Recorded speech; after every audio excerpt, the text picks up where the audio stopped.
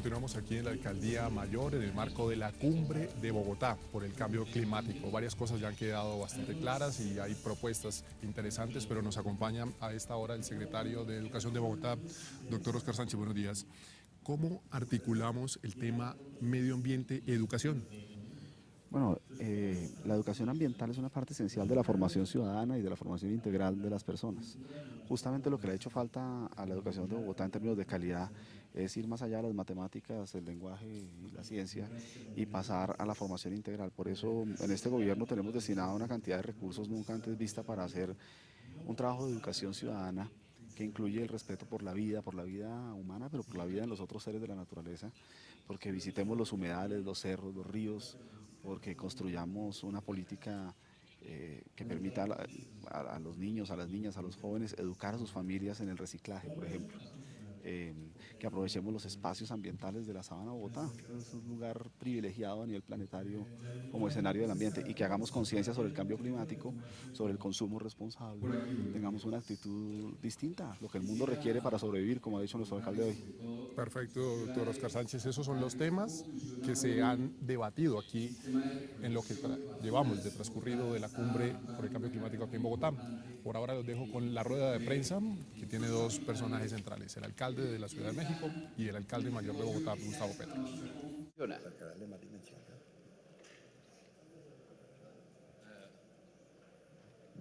En français, excusez-moi, je ne sais pas s'il y a une traduction qui est prévue en parallèle. Ok.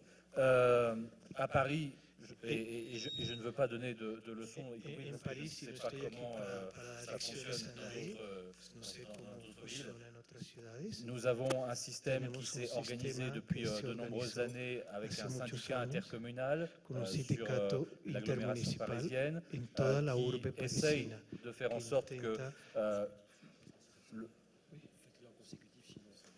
Sí, vamos a hacer una cosa, monsieur. Vamos a dejar que él hable primero y tú traduces después para poder entender mejor. Gracias. Donc, l'objectif, c'est de mettre le moins possible en décharge. Donc, el objetivo es poner lo menos posible en las descargas. Donc, il y a du tri sélectif, on trie les déchets chez les habitants. Hay una selección selectiva que se hace directamente en el domicilio de los habitantes. Mais dans une ville très dense comme Paris, il n'est pas possible d'avoir 3 poubelles, donc on a seulement 2 poubelles. En una ciudad tan densa como París no es posible tener 3 canecas, entonces solo tenemos 2. Et ensuite, donc, il y a tout ce qui peut être recyclé. Está todo lo que puede ser reciclado. Et une partie est incinérée, brûlée. Una parte se incinera, se quema. Qui génère de la chaleur qui est utilisée dans un réseau de chauffage urbain dans Paris. Que genera un calor que se utiliza en una red de calefacción urbana en París.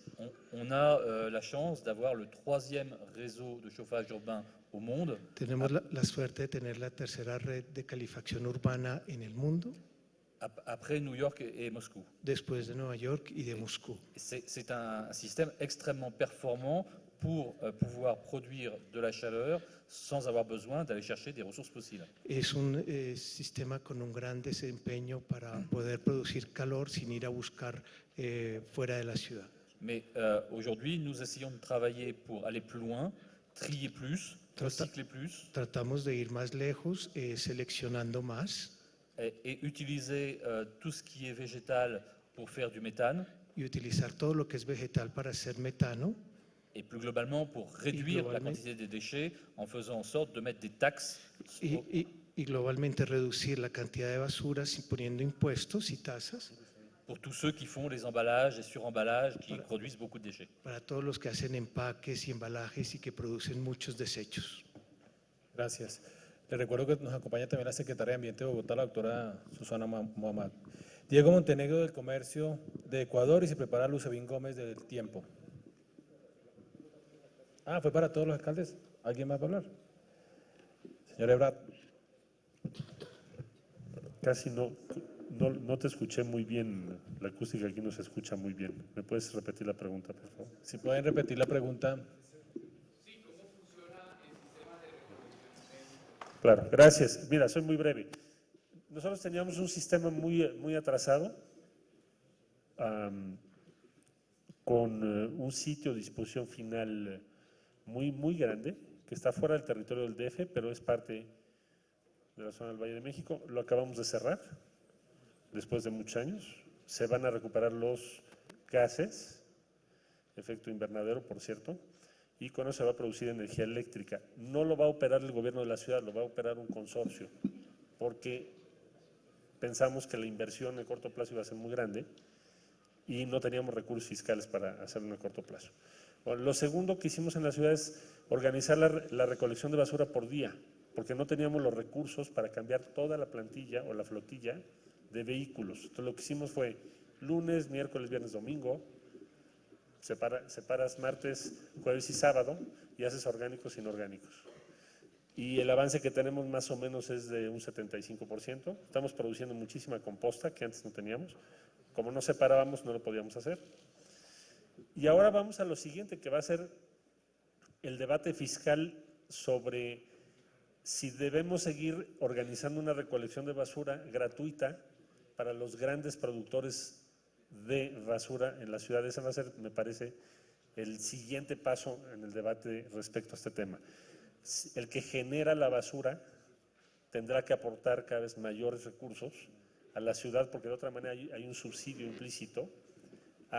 Pienso, por ejemplo, toda la red de Walmart o de autoservicios y muchos de los que producen basura a gran escala. Ese va a ser el siguiente debate. Situación hoy: cerrado el sitio de disposición final muy atrasado para recuperar gases, separación organizado ya en la ciudad, y ahora lo que se va es al punto que te digo, que es un debate de carácter fiscal.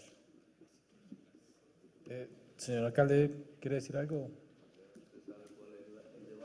Sí, ahí le están dando ideas, alcalde. Diego Montenegro de Ecuador, y se prepara Lucevín Gómez del Tiempo. Buenos días con todos. La pregunta es para el alcalde de Bogotá, Petro. Señor alcalde, al cierre de su intervención usted decía que hay que ir de los denunciados a las acciones. En ese sentido, ¿cuál es su aspiración cuando esta cumbre concluya y que en el próximo encuentro no se hable más de diagnósticos, o que se hable de diagnósticos, pero no solo de eso, también se evalúen acciones? Cuando fuimos a Quito, Lima, no nos acompaña Susana Villarán, que afronta una enorme discusión política en la ciudad de Lima. Después con Augusto, alcalde de Quito, y después ellos vinieron aquí a Bogotá hace algunos meses. Decidimos construir una especie, no tanto un espacio burocrático de los que se acostumbran a nivel internacional, sino una red de ciudades mucho más flexible, plana, sin burocracias, que pudiera en una serie de temas conjugar esfuerzos de ciudades latinoamericanas. Aquí hay aquí hay un esfuerzo. La lucha contra el cambio climático es un esfuerzo concreto que tiene experiencias positivas y negativas en las ciudades latinoamericanas. Pero hay otros instrumentos que podrían ayudar a ponerle el pegante a esa red latinoamericana de ciudades. En griego eso se llamaba el Congreso Anfictiónico, que nunca se pensó en términos de naciones, sino en términos de polis, es decir, de ciudades. Y en América Latina sí que cobra de nuevo una importancia fundamental el tema de la polis y de la alianza entre las polis, la alianza de ciudades. Ahora con el nuevo alcalde de Sao Paulo, señor Ebrard, creo que lamentablemente abandona el ejercicio de la alcaldía en México, pero la persona que lo va a suceder, ya electa, él se llama Mancera, y otras, igualmente con Augusto de Quito, con Susana en Lima, Santiago de Chile, que acaba de tener también una elección un poco diferente desde el orden de vista político, la ciudad de Caracas, que vino aquí, no sé si han llegado ya, el alcalde local de Caracas está acá, podemos tener, digamos, la base suficiente ya para una convocatoria de red de ciudades. Buenos Aires, que el señor Macri estaba entre los asistentes de este evento, pero a última hora tuvo que suspender la asistencia. Es decir, Sao Paulo, Río de Janeiro, Buenos Aires, Montevideo, Santiago de Chile, Lima, Quito, Caracas, Bogotá, varias ciudades de las Guayanas que llamábamos antes, Surinam, Guyana, de Centroamérica, aquí creo que está el alcalde de San Salvador, algunos de Guatemala, de Honduras, México, pues estamos listos para constituir, es la fuente esencial de una alianza, una red de ciudades latinoamericanas con una agenda común, que más que instancia burocrática sea una red plana de acciones comunes para enfrentar en el siglo XXI. Gracias. Lucebín Gómez del Tiempo y se prepara Federico Ortega de la FM. Va la pregunta dirigida a los alcaldes y Mr. Popán. El Banco Mundial acaba de expedir un informe donde dice que por efecto del cambio climático, el aumento de la temperatura ya no va a ser de 0,2 grados centígrados, sino de 4 grados centígrados. Y está pidiendo acelerar acciones, decisiones. Mi pregunta es, si eso es posible, acelerar, ¿y qué podemos hacer cuando, igual como lo han dicho ustedes y se coincide, los países ricos son los productores mayores de esas emisiones de efecto gas invernadero y los que menos cumplen y hacen los pactos? Señor Ebrard. Con mucho gusto le hago un comentario, es muy buena su pregunta.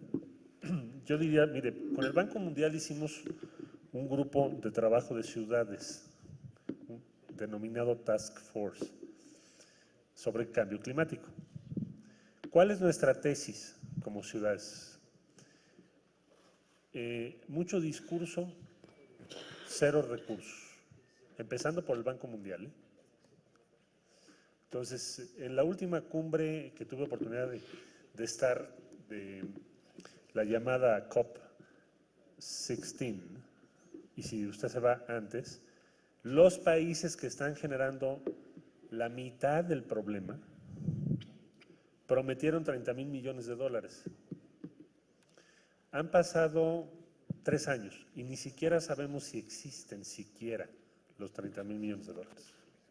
Obviamente, hasta ahora no han precisado cómo se van a aportar, cómo va a funcionar, a qué ciudades se apoyaría. Bueno, todo eso está pendiente, simplemente fue una declaración. ¿Es posible acelerar? Sí. Nosotros en la Ciudad de México nos reunimos en 2010, hicimos un acuerdo que es una institución encargada o responsable de ¿qué? Le denominamos Pacto de la Ciudad de México, de que pongamos a todas las ciudades que voluntariamente están asumiendo compromisos de reducción de gases de efecto invernadero cada año. Es decir, cada año tenemos cada ciudad que definir cuál es nuestro objetivo. Y segundo, tenemos que informar a la comunidad internacional y a nuestros ciudadanos si lo logramos o no, y aceptar verificación internacional.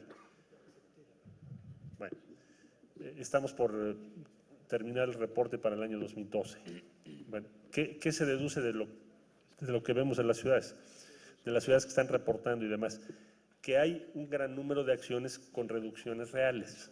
Por ejemplo, en el caso de la Ciudad de México tenemos una reducción en 6 años de 7 millones de toneladas. Y así sucesivamente hay muchas ciudades que lo están reportando también.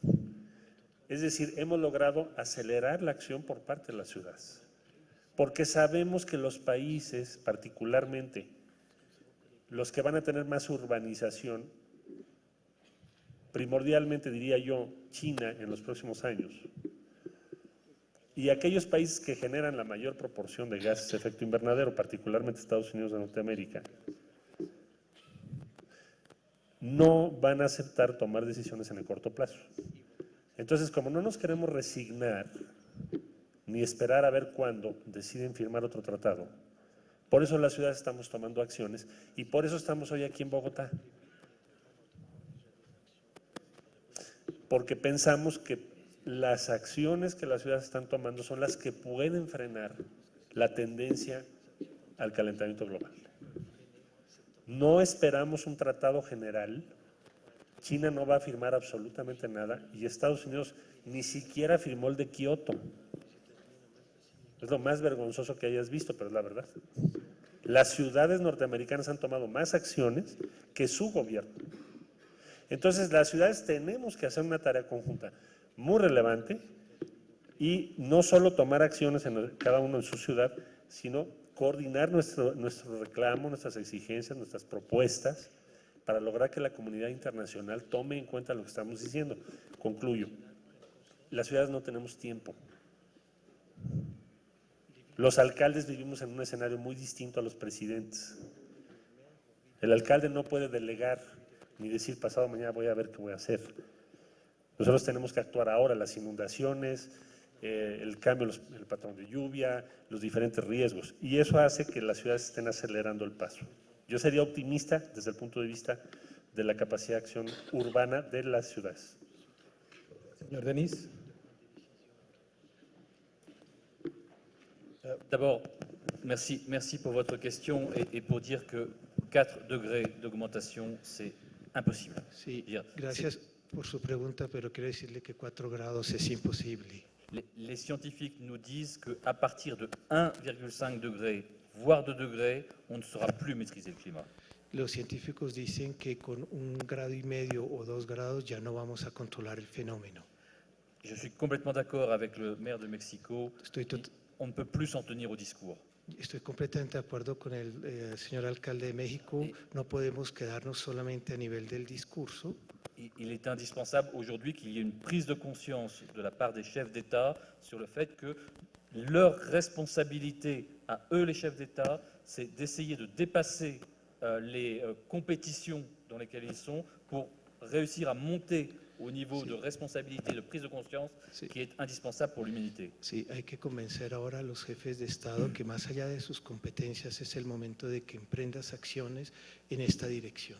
Je ne suis pas très optimiste, mais le président Obama vient de dire il y a quelques jours qu'il comptait ouvrir plus fortement le dossier climatique qu'il ne l'avait fait dans son premier mandat.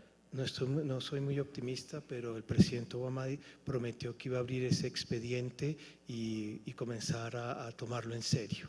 Parce que je l'ai dit tout à l'heure et je le redis, et ça vient d'être dit aussi, la responsabilité première est de celle des pays riches, de ceux qui aujourd'hui sont les plus gros émetteurs de gaz à effet de serre et qui en ont le plus accumulé depuis le début de la révolution industrielle. Lo dije ahorita y acaba de repetirlo el señor alcalde de México, la responsabilidad primera es de los países más desarrollados.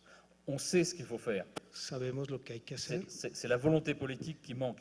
Lo que falta es voluntad política. Il y a eu des engagements pris à la conférence de Copenhague, notamment sur le financement. Hubo compromisos que se tomaron en Copenhague, particularmente a nivel del financiamiento.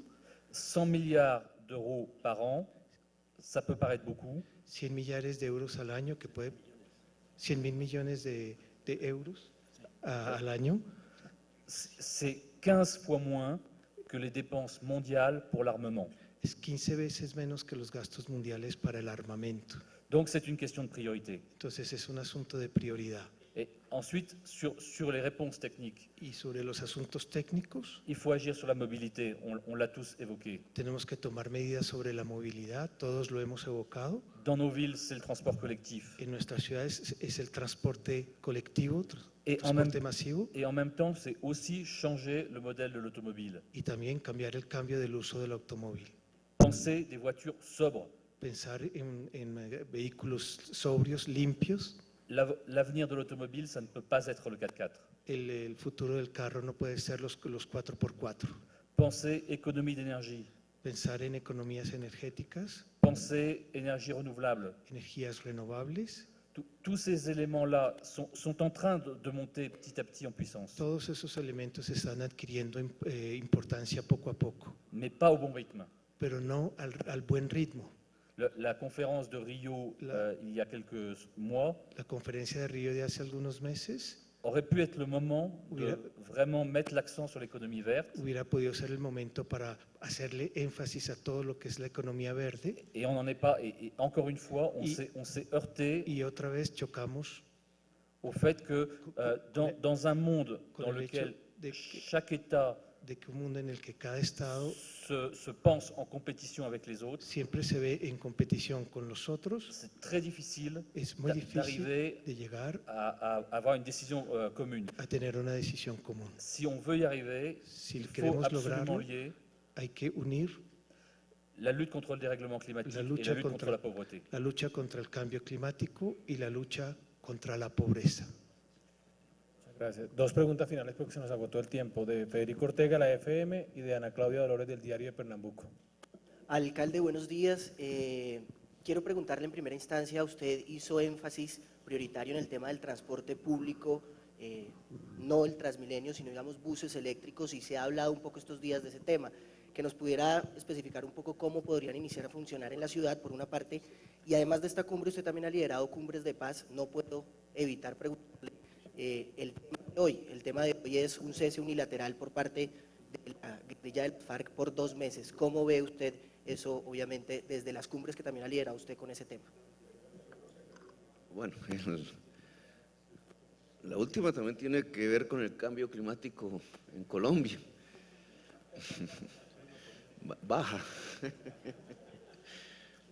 Baja, obviamente, si hay un cese unilateral al fuego.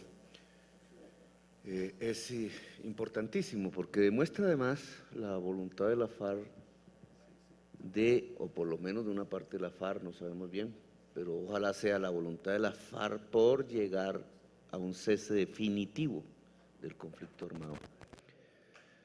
Conflicto armado histórico que de todas maneras ya no es sino una parte del conflicto armado en Colombia. En Colombia, si no resolvemos el tema del narcotráfico por otro modelo diferente al que ha sido la guerra a las drogas, señor Ebrard, tenemos ahí un punto de discusión profundo, digamos, porque tanto México como Colombia y otros países, pues estamos metidos en un problema derivado de una política norteamericana que nos está matando más que el cambio climático. Y el conflicto, la negociación con la FARC bien que podría ayudar a establecer una mesa de diálogo con los Estados Unidos alrededor de este tema que se vuelve crucial, el narcotráfico. Una nueva manera de ver y de manejar eso que antes se llamaba la guerra contra las drogas, pero permítame pasar al cambio climático nacional. La primera pregunta… Sobre los buses. El transporte, la electrificación del transporte. No respondí el tema de los 4 grados. Si hay 4 grados de calentamiento global promedio, nos acabamos.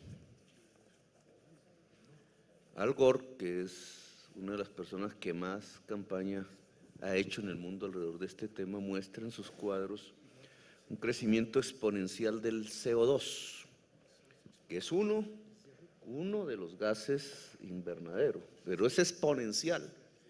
Si la humanidad quiere sobrevivir, ese crecimiento exponencial tiene que volverse así y bajar. Y ya no bajaría el clima promedio del planeta. Es decir, los efectos que hoy vemos se seguirían produciendo. Si la curva exponencial continúa, no hay nada que hacer. A 40, 50 años, la vida de la especie humana tendría serios problemas de sostenibilidad. Por tanto, el esfuerzo tiene que ser sustancial. Los responsables políticos en Estados Unidos, Partido Demócrata, Partido Republicano, y en China, Partido Comunista Chino, los 3 partidos están anclados en el siglo XX.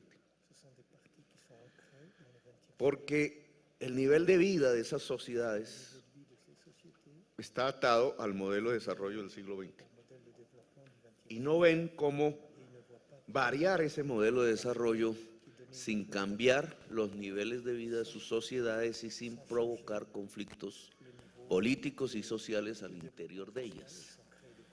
Y ese conservatismo dentro del Partido Comunista Chino, el Partido Demócrata y el Partido Republicano respecto a sus sociedades está llevando a que no se tomen las decisiones pertinentes que hay que tomar en el mundo y las obstaculizan. Pues es dramático. La situación actual lo único que hace es convocar a la humanidad entera a moverse para presionar esos conservaturismos y llevar a esas sociedades hacia cambios y decisiones fundamentales. En cierta forma son luchas globales y es una manera nueva de ver la política. La política dejó de ser nacional, es local y al mismo tiempo global. Ojalá pues las fuerzas políticas colombianas se adecúen a esta nueva concepción de la política, es la política del siglo XXI. Ahora, electrificar el transporte. Ya son resoluciones tomadas, la Secretaría de Medio Ambiente ha firmado varias de ellas respecto a emisiones de buses y está desarrollando con ciertos obstáculos que se han venido provocando pruebas pilotos sobre qué tipo de vehículo electrificado es el que debemos tener. Yo creo que sería conveniente que ella contestara. Sí, la ciudad se está preparando para poder generar la plataforma hoy que nos permita en pocos años empezar la electrificación del sistema integrado de transporte público. Esto puede ser en el modo híbrido o puede ser en el modo 100% eléctrico. Para eso estamos desarrollando un piloto que prueba los diferentes desempeños de los buses en las condiciones de Bogotá, porque Bogotá tiene unas condiciones de alturas y de pendientes que nos hacen específica el funcionamiento de esa tecnología y esperamos con unas decisiones de acuerdo a lo que ese piloto técnico nos dé, poderlas tomar a principio del año entrante en coordinación con la Secretaría de Movilidad y de Transmilenio, que genere ya una ruta para cómo los buses del Sistema Integrado de Transporte Público que se irán reemplazando con los años empiezan a migrar al sistema eléctrico, la posibilidad de inaugurar corredores cero emisiones en la ciudad y rutas cero emisiones en la ciudad. En este momento varios de los operadores del SITP están en un viaje con la Fundación Clinton por varias ciudades del mundo, conociendo cómo operan los sistemas de buses eléctricos, hablando con otros operadores, entendiendo la tecnología. Y en febrero habrá una rueda de negocios de proveedores eléctricos e híbridos con los operadores, a ver si empezamos a cerrar negocios interesantes que empiecen a traer la electrificación del SITP a Bogotá. Gracias. Ana Claudia Dolores, de Diario Pernambuco, y con esto terminamos la rueda de prensa. Yo sé que hay muchos colegas que querían preguntar, pero ustedes entenderán, el tema de la agenda es bastante complicado. Hola, buenos días, soy Ana Dolores, soy periodista de Brasil, del Diario de Pernambuco, y tengo una pregunta para el alcalde, Petro. En mi ciudad tenemos problemas muy serios de tráfico, la movilidad, la verdad que no tiene movilidad en las... Hola, casi no se puede caminar, si se va por la calle caminando, no tenemos aceras para esto. Y la preferencia de la gente es el auto, los carros, que están por todas las partes, no se puede moverse en la ciudad. Y estamos implantando ahora el mismo sistema que de Transmilenio, pero que es una inspiración en la experiencia de Bogotá, que vamos a hacer ahora para que podamos recibir la Copa del Mundo en 2014. Pero sabemos que están hablando acá de algunos cambios para este sistema de Transmilenio. O sea que ahora la impresión que tenemos es que en Recife vamos a empezar retrasados porque estamos haciendo una especie de copia de algo que acá ya está mejorando. Entonces, me gustaría saber qué efectivamente se puede mejorar en ese sistema de Transmilenio para que podamos aprender con estos cambios de ahora Y otra pregunta es, ¿qué está haciendo el gobierno efectivamente, los ejemplos para mejorar el tráfico de la ciudad? Si hay una política para sacar los carros de las calles y poner la gente caminando, y cómo eso es posible integrarse con la política de seguridad ciudadana, que es otro ejemplo muy distinto, muy exitoso de Bogotá. O sea, que la gente no se puede salir para caminar o tomar su bicicleta si no hay seguridad en las calles. Entonces, me gustaría saber qué están haciendo también en ese sentido. Gracias. Bueno, sirve en primer lugar la pregunta para enterarnos que el problema del trancón no es exclusivamente bogotano. Es un problema mundial. En nuestras ciudades tiene que ver mucho con nuestra historia. Nuestras ciudades fueron construidas al estilo europeo. Ese es el nacimiento cultural de la ciudad. Abandonaron el poblado indígena y empezó una construcción que fue imitando la ciudad europea de calles angostas. Y cuando vino el modelo norteamericano, construido sobre el vehículo particular durante todo el siglo XX, nuestra ciudad, algunas quisieron mantener el sistema de transporte público masivo con éxito, otras se fueron hacia el vehículo particular no conjuga con la ciudad urbanísticamente construida que tenemos, a menos que la destruyamos. Y ahí hay una tensión política, social, etcétera, de visiones de ciudad. En el caso de Bogotá, reconocemos que el Transmilenio o BRT, que es como se llama en inglés, cuyas ideas originales las tomamos de Curitiba, Brasil, pero aquí se desarrolló a tal punto que es un modelo a escala mundial. Digamos, el modelo BRT de Bogotá no tiene parangón en el mundo que yo sepa, y muchas ciudades del mundo tratan de venir a conocerlo y a desarrollarlo. Tiene sus aspectos positivos y negativos. Indudablemente modernizó el transporte en la ciudad, comparado con lo que teníamos antes, que era un caos, pero hoy muestra insuficiencia, hoy llegó a su límite. Y llega a su límite por una razón objetiva, y es que la población usa cada vez más el modo de transporte que más rápidamente lo lleve, lo transporte, que generalmente es el más poderoso tecnológicamente. Si hubiéramos tenido un metro, veríamos cómo más y más gente llega al metro. Aquí en Bogotá, como no tenemos aún un metro, entonces más y más gente llega al BRT, y el BRT tiene un límite por troncal, que es al cual estamos llegando. ¿Se puede mejorar un punto? Sí, se hacen más troncales Transmilenio, pero ya la estructura de demanda y oferta de trabajo en la ciudad hace que sea difícil conseguir esas nuevas troncales que no sean las férreas, que también por casualidad y por estructura urbanística de la ciudad fueron construidas en sentido radiante hacia el centro de la ciudad y que nos ayudarían mucho, solo que allí ya habría otro modo de transporte, el férreo, no el propiamente BRT.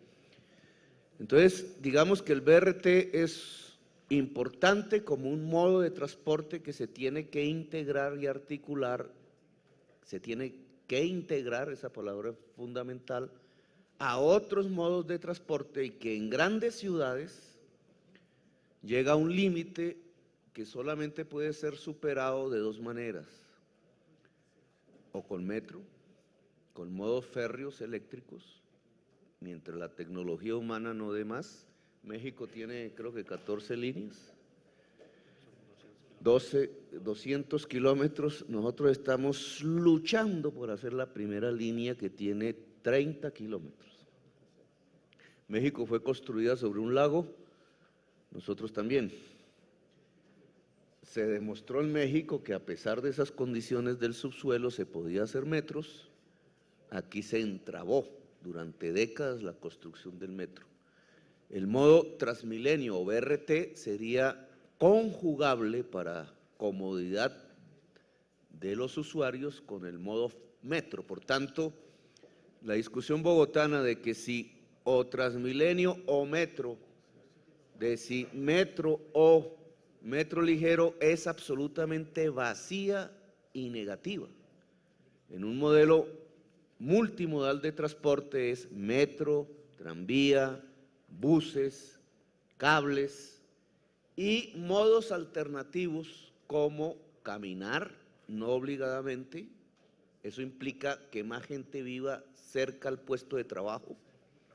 En el caso de Bogotá, en forma concreta, significa más gente viviendo cerca del centro y bicicletas concomitantemente, que puede ser para la sociedad bogotana y sus alrededores, tiene una cultura en el uso de la bicicleta que tenemos que reconstruir y fortalecer. Muchas gracias, alcaldes. Muchas gracias, señor Bubán. Muchas gracias, la embajada. Susana, muchas gracias, señor vicepresidente. Así concluimos esta rueda de prensa. ¿Qué sigue ahora? A los colegas los invitamos hacia la 1:30 de la tarde, los señores alcaldes, los invitados especiales. Muy bien, de esta manera termina la primera fase de lo que se ha denominado el Pacto de Bogotá por el Cambio Climático aquí en la Alcaldía Mayor. Y en horas de la tarde, esto ya será en la sede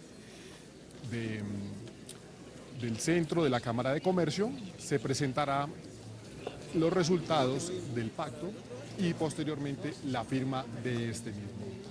Los dejamos y en la tarde regresamos, va a haber un receso aquí y ustedes continúen con la programación de Cara al Capital. Muy buenas tardes.